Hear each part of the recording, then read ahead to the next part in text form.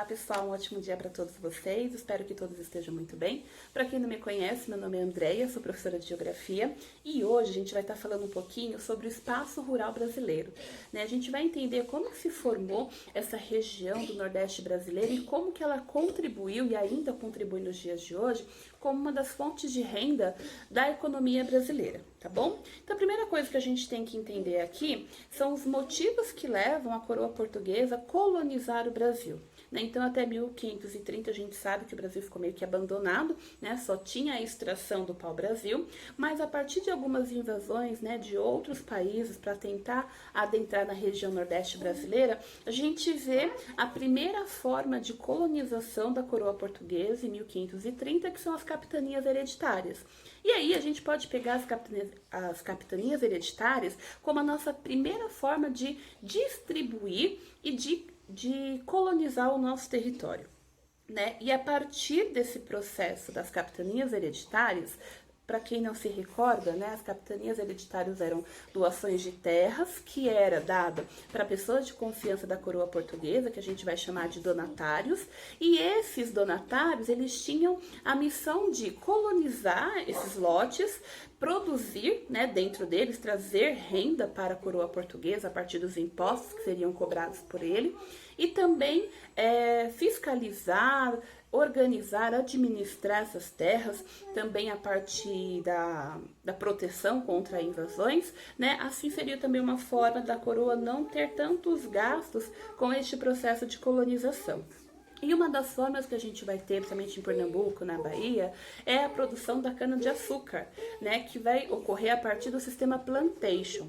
E aí eu vou colocar umas aspas aqui, que são alguns pontos que a gente tem que entender sobre o que é o sistema plantation. Então, quando a gente fala em sistema plantation, estou falando em grandes extensões de terra, grandes latifúndios, e esses latifúndios vão produzir um determinado produto, uma determinada cultura. No caso do Brasil, a nossa primeira forma de produção aqui econômica vai ser a cana-de-açúcar. Lembrando que a cana-de-açúcar ela vem da Ásia, ela não é daqui do Brasil, ela é trazida do continente asiático, porque o nosso clima é muito favorável, Então, essa é uma das características que vai fazer com que o sistema plantation dentro do Brasil dê certo, Então, primeiro que é um clima favorável, que é um clima tropical, clima quente, que traz umidade, que traz chuvas por conta desse aquecimento. O segundo ponto, a gente vai ter um solo fértil, Algumas regiões, principalmente do Nordeste, a gente vai ter esse tipo de solo de massapê, que é um solo mais escuro, que contribui para esse processo agrícola. E o terceiro ponto é que a gente vai ter em algumas regiões do Brasil um relevo pouco acidentado, ou seja, aplainado, o que vai contribuir para esse processo do sistema plantation. Não podemos esquecer que esse tipo de agricultura, ele é utilizado principalmente nos países, que foram colônias de exploração e países que vivem, que estão inseridos lá na zona tropical do nosso planeta. Então, a África foi assim, regiões da Ásia, aqui na América a gente também teve algumas regiões que vai ter o sistema plantation como forma de economia para essa região. Então, esse é um ponto importante. Sem esquecer que esse tipo de agricultura também causa grandes impactos ambientais nessas regiões. Primeiro, desmatamento, já que tem que desmatar para poder ter agricultura. E segundo, porque não dá um tempo para que o solo consiga se restabelecer, fazendo com que, então, esses nutrientes vão sendo perdidos a partir de cada colheita, a partir de cada retirada desses produtos, e aí a gente vai ter os primeiros processos erosivos dentro deste espaço. Então, a gente já percebe que já na colonização nós vamos ter grandes impactos ambientais provocados por conta da forma de sistema econômico que vai ser utilizado aqui no nosso território. Sem esquecer de que quando ocorrem as capitanias hereditárias, a gente já começa a perceber a grande desigualdade social que vai sendo inserida dentro do nosso território, já que a população indígena, que eram os habitantes que viviam aqui, muitos acabam sendo excluídos, perdendo as suas terras e, pior ainda, se tornando escravizados dessa população portuguesa, Sem esquecer que quando a gente tem o sistema plantation, nós vamos ter como mão de obra não máquinas, mas sim pessoas, provenientes principalmente da escravidão, que é o que vai estar ocorrendo aqui no Brasil, tá? Então, essa é uma característica muito importante que a gente não pode esquecer deste período de colonização. É claro que isso vai se estender por bastante tempo, a gente ainda tem esse sistema dentro, né, do nosso país, agora, claro, com um pouco mais de mecanização a partir do maquinário e assim por diante. Aí, a partir disso, a gente vai ter que identificar um ponto muito importante que vai ocorrer a partir de 1850. Por quê? Lembra que eu falei da Sesmaria, as doações de terra para esses donatários? Pois bem, por conta da Inglaterra, né, criar uma lei proibindo o tráfico negreiro, o Brasil vai criar uma lei chamada Lei de Terras, né, em 1850, que vai ter como objetivo a proibição da doação de terras, ou seja, das Sesmarias. Por quê? Vocês sabem, né, quando a gente estuda sobre desculpa, quando a gente estuda sobre escravidão no Brasil, a gente percebe que a escravidão, ela é muito rentável, né? Ela é muito rentável para o Brasil. Eles ganham muito dinheiro, né, com a compra e venda de escravos, e não só por isso, por conta da produção proveniente desse escravizado, já que o povo africano, né, eles têm essa facilidade, eles têm tecnologias voltadas não só para a agricultura, mas também para a mineração.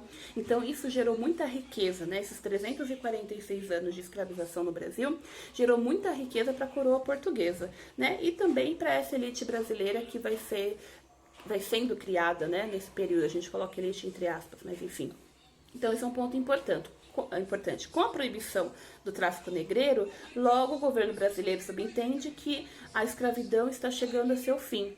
Então, eles proíbem, né, a conquista de terra. Você agora não vai ter mais o governo doando terras. Para você conseguir ter essas terras, que eles vão chamar de terras devolutas, que são aquelas que não têm dono, aquelas que não são produzidas, né, são improdutivas, o governo vai recolher essas terras, vai passar, né, para o poder do governo, e aí para você poder conseguir essas terras, você só tem duas maneiras. A primeira maneira é por herança, e a segunda maneira é pela compra, né, dessas terras. Então, quando a gente tem em 1888 o fim da escravidão, essa população escravizada, ela não tem direito nenhuma de terras, né? A gente já viu em outros momentos que a população, ela só está simplesmente com a roupa do corpo e ponto final, né? E aí essas leis vai contribuir para que essa população também não tenha essas doações de terras provindas do governo. E também, por conta da escravização, vai sendo, né, o governo introduz incentivos para que imigrantes venham para cá. E esse imigrante, quando ele chega aqui, ele também não vai ter essas doações de terras, né? Então, é uma forma do governo que é lucrar. Só que a gente não pode esquecer que nesse período de 1850, lá na Europa e em outras regiões do mundo, a gente está tendo o que nós chamamos de Revolução Industrial, a segunda Revolução Industrial. E por que isso é importante? Porque esses países já vão ser países industrializados. Então, imagina, 1850, o Brasil ainda é um país agrário, né? A gente não tem indústrias dentro do nosso território. E esses povos que vêm para cá, como os italianos, né, que vão lá para regiões do Sudeste, principalmente para o Rio de Janeiro e para São Paulo, lá no Vale da Paraíba, né, eles vão perceber o solo daquela região, eles vão chamar solo de terra roxa, né, que é um solo mais avermelhado, e aí eles vão ver que é propício para o café, né? Então a gente vai ter aí o início do ciclo do café, justamente pela vinda desse povo italiano. Vocês sabem também que o café não sei se vocês sabem, né, mas enfim, que o café ele é proveniente da África, se não me falha a memória, da Etiópia, né? E ele é trazido para o Brasil justamente porque o nosso clima é muito favorável para a produção de café. E esses italianos, né, ao chegar aqui, vão comprar terras, né, desse governo, essas terras devolutas, muitas delas, e aí vai fazer então o quê? Que ocorra a produção de café, né? Iniciando assim o que a gente chama de ciclo de café. E aí depois nosso país, né, se torna um país republicano. A gente vai perceber que essa desigualdade de terras ainda é muito grande, lembrando que vai ser uma grande quantidade de terras para uma minoria e a grande maioria da população campesina continua sendo empregado ou vivendo em condições muito precárias no campo por conta dessa má distribuição de terras que até os dias de hoje a gente consegue identificar. Por isso que nós vamos ter em 1964 o início, né, de algumas reformas no governo do Jango, porque João Goulart, ele vai tentar algumas medidas, né, promovendo então a igualdade social. Entre elas, além do aumento salarial que ele vai propor em uma das suas emendas, ele vai tentar também colocar o que a gente chama de reforma agrária. Essa reforma agrária ela já vai estar contida no Estatuto de Terras de 1964, é isso mesmo, né? Período que a gente vai ter o início da ditadura militar. E isso vai ocorrer justamente porque quando Jango tenta essa proposta, ele sofre o golpe de Estado, né, quando ele estava lá na China, com as ideias de que ele estava querendo trazer o comunismo para o Brasil e assim por diante.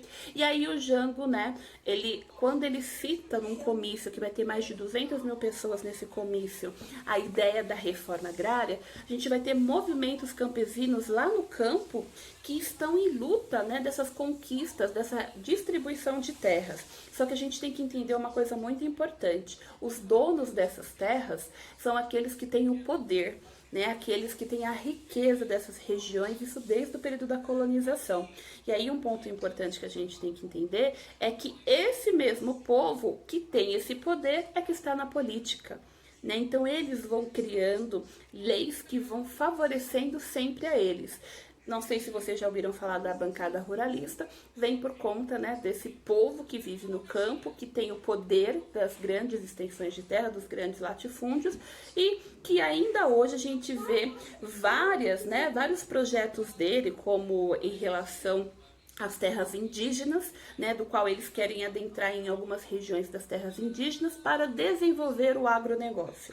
Né? Então, a gente hoje, nos dias de hoje, 2020, é muito perceptível a presença, né, desses donos de terra, principalmente na política, em busca dos seus interesses, sem se preocupar em respeitar a população indígena, sem respeitar, né, a demarcação de terras que está na Constituição brasileira, sem respeitar a população pobre dessa região, que precisa e tem a necessidade de um pedaço de terra para manter a sua família, para poder se manter como ser humano. E aí por isso que a gente vê movimentos como o MST que buscam essas distribuições de terra, e constantemente a gente vê nos nossos jornais indígenas sendo mortos por conta de garimpeiros que invadem esses espaços, essas aldeias, e a gente vê também vários, né, pessoas do grupo do Movimento Sem Terra sendo mortos por conta desses mesmos garimpeiros, por esses grupos, né, ruralistas que não querem de forma nenhuma que a reforma agrária seja aprovada. E aí, para a gente finalizar, só para a gente definir o que é reforma agrária, quando a gente fala em reforma agrária, nós estamos falando então em redistribuição de terras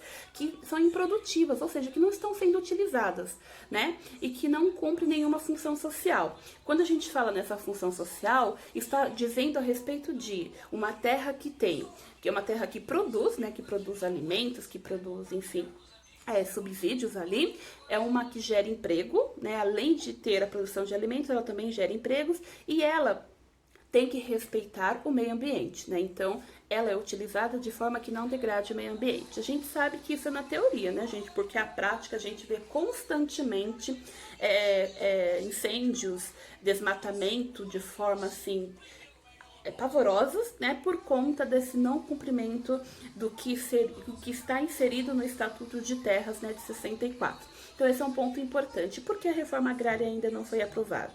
Porque quem é o dono dessa terra, né, ele não tem interesse nenhum em vender as suas terras para ter essa redistribuição de terras para a população campesina, para a população mais pobre do nosso território. E quem fica responsável dessas negociações de terra é o INCRA, né? Ele que fica responsável da compra de terras.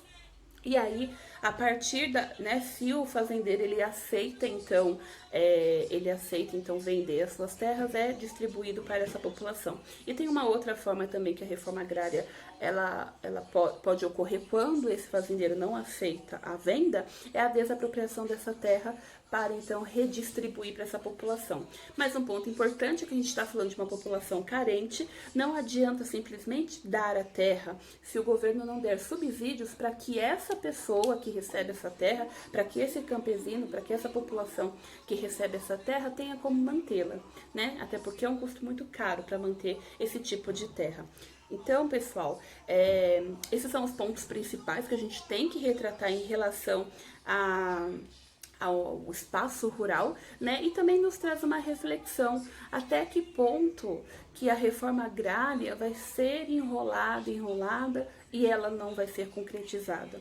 Né? Então a gente vê como que o capitalismo, até mesmo dentro do campo, ele está inserido. Porque quanto mais esses donos de terra, né, esses fazendeiros têm, mais eles querem ter. Indiferente se vai ter pessoas passando fome ou não. Né? Eu tenho um exemplo que eu nunca me esqueço quando eu ia para casa da minha avó em Pernambuco. A gente ia de ônibus na época, né? E aí, quando eu estava próximo da cidadezinha dela, a gente via lá duas realidades, né? Uma fazenda bem grande, que era desses hipermercados, né, que a gente tem aqui, que tem feijão, arroz na marca, né, dos nomes deles, e aí tava lá lindo, verdinho, a vegetação, né, a plantação lá, não lembro se era de café, do que era, a plantação tudo verdinha, bonitinha, tendo processo de irrigação lá para elas ficarem bonitinhas, as vacas, né, os bois tudo gordinho, e aí assim, você andava, não dava nem 1 quilômetro, você via outra realidade, você via a população carente, com aquelas casas assim, bem precárias, aquele solo seco, avermelhado por conta do calor, e os animais assim, a puro osso. Né? Então a gente vê como que essa desigualdade no campo, isso aqui é coisa de 10 anos, não faz tanto tempo assim. A gente vê como que essa desigualdade ainda é presente nos dias de hoje, né? Em pleno século XX, finalzinho do século XX aí, a gente vê essa desigualdade ainda ocorrendo, né? E é algo que ocorreu desde o processo de colonização, não é de agora, né? Mas enfim. Então, pessoal, espero que vocês tenham gostado da aula, que vocês reflitam muito sobre essa situação do campo, até mesmo para a gente entender como que tem essa inter-relação entre cidade e campo, né? Tudo que é produzido no campo chega, né, para nós aqui das cidades. Isso é muito importante também porque a gente vê quando ocorre alguma coisa, né, impactante, um fenômeno climático, né, por exemplo, a seca no Nordeste, a falta de chuva, enfim, ou algum plantio não deu certo, né, a colheita foi muito pouca, a gente sente isso quando a gente vai comprar. O caso agora do arroz, que a gente vê esse aumento, né, absurdo do arroz por conta da crise que a gente teve aí, dessa pandemia, que impactou também na produção dos alimentos aqui no Brasil, tá bom? Então, um grande abraço para vocês e a gente se vê na próxima aula. Um beijo, tchau, tchau.